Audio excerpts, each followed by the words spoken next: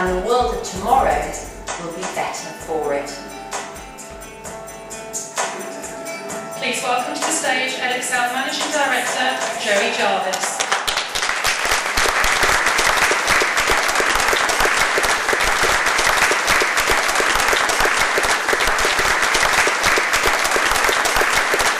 Good afternoon.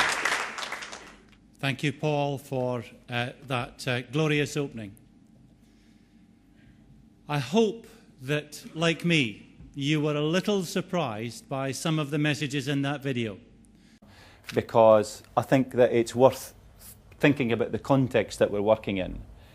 The fact that we have this sort of performance as a business is actually very, very important if we're going to be able to afford the visions and the things that we really want to do as a team of people.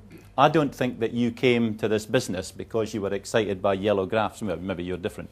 Because you were excited by yellow graphs going up in there. I think you came into this business for other things. I think you came in because this business should have some ideals. I'm going to do a presentation. The exam system. Well, with us now to discuss this, Jarvis, Managing Director of the Exam Board, Edexcel. Good morning to you, Mr. Jarvis. Edexcel, of course, at the cutting edge of developing technology when it comes to marking A-level papers, we're told. How has the marking system changed over the years? It's changed very substantially in the last 2 years. This will be now, I think, the 9th exam series that we will use our e-pen system on, and by far the biggest. Advancing learning, changing lives, define Edexcel. That's why we exist. That's what's important about us. Under the pressure of our daily grind, it's often easy to forget that what we do is important. We're a fundamental part of education in our country. We're the leading examination authority, but we do much more than just set and run examinations. Our influences reach deep into the hearts of people. The standards that we set and the way that we care about the things we do really do change lives. Education is the cornerstone of civilization.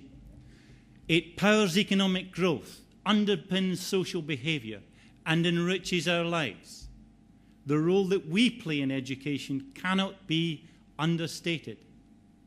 Without respected and authoritative standards, education would lack the context to work in the worlds of teaching and employment. I am proud to be associated with the pioneering change that characterises Edexcel. Issues, of course, not for an exam board, and the results will be published at 9:30 this morning with the usual press story. The important thing for me is that I and my team have to ensure that the standard actually doesn't move from year to year. There are two aspects to success for me. One is the little bit of arrogance that all of you have as a result of being here. You were born to lead and you're out to prove it. And there is something, part of the reason that you're here is because of the kick that you get out of things being done your way. So part of success for me is having a little bit of arrogance to say, that's what I want to do, I think this is right, this is what I want to do, I want to make this happen. The other part, perhaps an awful lot more important, is what other people judge as success, and that is all about expectation management. You have to set the expectation first, and then you have to deliver to the expectation. Never ever surprise. Never ever expect people to recognise that if you double profit, they will be pleased. There will be people in the organisation that will not be pleased. The finance person will rush in and say, where's the cash? What have you done throwing money away like this? Do you not realise a business like ours runs on cash? Your colleagues will hate you with a passion.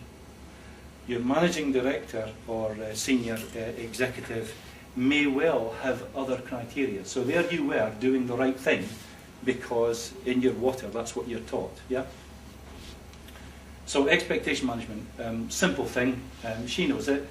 If you're going to do a presentation to a board, never ever surprise a board. Nobble at least half of the board members and make sure that they are going to nod and smile when you do your presentation, because you'll be reflecting their success, the things that they believe in. So you've got to set up what the success is in the minds of the people for whom the contract suddenly leaps in with £30 million worth of sales to it and so on. And again, despite everything that we have done, despite all of the bear traps that we've set for ourselves and all of the punishment and all of the self-flagellation and so on, we still continue to get better and better.